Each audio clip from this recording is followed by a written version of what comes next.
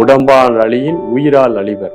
அதாவது ஒரு தடவை கண்ணை மூடி இப்படி உட்கார்ந்தா அசையாமல் ஆடாமல் காலையில ஒரு 40 நிமிஷம் நான் ஆசனத்துக்குன்னு ஒதுக்குறேன். நிறைய பேர் என்ன செய்யறாங்க, நான் அந்த அமைப்புல இருக்கேன், இந்த அமைப்புல இருக்கேன், அப்படி பண்றேன் இப்படி பண்றேன்னு சொல்றாங்க. பட் ஆனா அவங்களுக்குள்ள மன நேர்த்தி,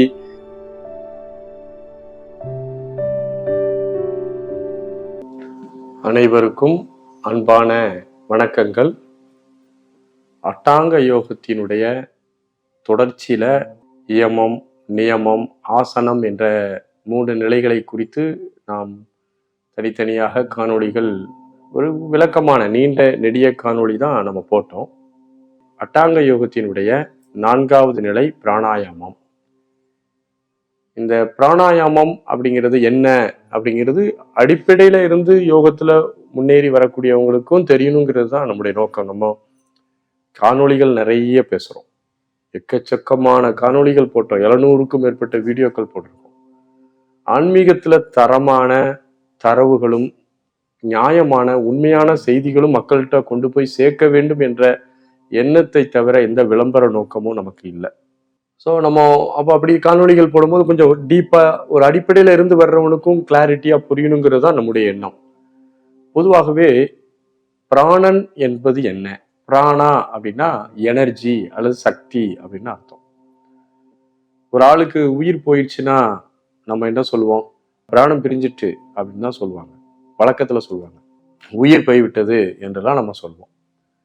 அப்போ உயிர் போனதை பிராணன் அப்படின்னு சொல்லுவோம். அப்புறம் யாராவது நம்மளை ரொம்ப இரிட்டேட் பண்ணிட்டே இருக்கிறாங்கன்னா, என் பிராணனை வேங்காதப்பா போப்பா அப்படின்னு நம்ம வழக்கத்துல சொல்லுவோம்.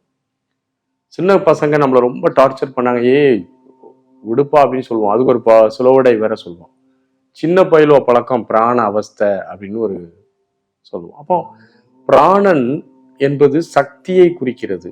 நம்முடைய உடல் இயக்கத்திற்கு ஆனாலும் சரி, மன இயக்கத்திற்கு ஆனாலும் சரி, அடிப்படையாக பிராணசக்தி மிகவும் அவசியமான ஒன்றாக இருக்கிறது. நமக்கு பொதுவாக மனிதனுக்கு பிராணன் எப்படிலாம் கிடைக்குது அப்படின்னா, உணவின் மூலமாக கிடைக்கிறது, நீர் மூலமாக கிடைக்கிறது. 3வது மிக முக்கியம், காற்றின் மூலமாக கிடைக்குது. இந்த காற்றின் மூலமாக மனிதனுக்கு பிராணன் கிடைக்குது. பார்த்தீங்களா? இந்த பிராணன் தான் மனிதனுக்கு மிகவும் முக்கியமான ஆதார ஆற்றலாக இருக்கிறது. நம்ம உடல்ல சாப்பாடை போட்டு நிரப்பி வயிறு ஃபுல்லா சாப்பிட்டுட்டு தண்ணியை முட்டை குடிச்சிட்டு அப்படி திட்டு முட்டை அடிச்சுட்டு வந்தா நமக்கு உடல்ல இருக்கக்கூடிய பஞ்சபூதங்கள், வெளியில் இருக்கக்கூடிய பஞ்சபூதங்கள்ல ஆன உணவுல இருந்து தேவையான சக்தி எடுக்கும், நீர்ல இருந்து எடுக்கும். ஆனால் காற்றின் மூலமாக வரக்கூடிய பிராணன் நமக்கு வர்றது கம்மியாயிடும். ஆகவே பிராணன் என்பது நமக்கு காற்றின் வழியாக வரக்கூடிய பிராணனே அதிகமாக நமக்கு வேணும். பொதுவாக மனிதனுடைய சுவாசத்தை எடுத்து கனெக்ட் பண்ணுவாங்க. உள்ள போகுது, வெளியில தேவையில்லாத கரியமில வாயுவை கொண்டு வருது. உள்ள போகக்கூடிய காற்றினுடைய தேவையான அளவை விட அதிகமான அளவு காற்று வெளியில எறிகிறது. பாதி பிராணன் நஷ்டம் அடைவதாக நிறைய குறிப்புகள்லாம் சொல்லப்பட்டிருக்கு. உள்ள போற காற்று 4% பட்டுட்டு வெளியில போற காற்று ஒரு 8% வேஸ்ட் ஆகுறதாக கணக்கிட்டு இருக்கிறார்கள். அது ஏதோ ஒரு மெஷர்மெண்ட்ல நம்ம முன்னோர்கள் கணக்கிட்டு சொல்றாங்க. 8 அங்குலம் போகுது, 12 அங்குலம் வெளியில போகுது, அப்ப 4% காற்று அதிகமான பிராணனை நஷ்டமடைய செய்கிறது அப்படிங்கிறதெல்லாம் நிறைய கணக்குகள் எல்லாம் நம்முடைய முன்னோர்கள் சொல்லியிருக்கிறாங்க. நமக்கு அதிகமான பிராணன் வருது, ஆனால் உள்ள பயன்படுறது குறைவு, வெளியில இருந்தது அதிகம். இந்த ஒரு கணக்கை எல்லோரும் சொல்லுகிறார்கள்.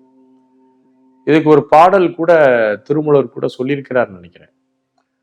அந்த பாடல் கூட நம்ம அடுத்தடுத்த எதிர்காலத்துல வரக்கூடிய காணொளிகள்ல நம்ம மூச்சினுடைய அறிவியல் குறித்து தனி ஒரு தொடர் போடும்போது நம்ம டீட்டெயிலா அதை சொல்லலாம்.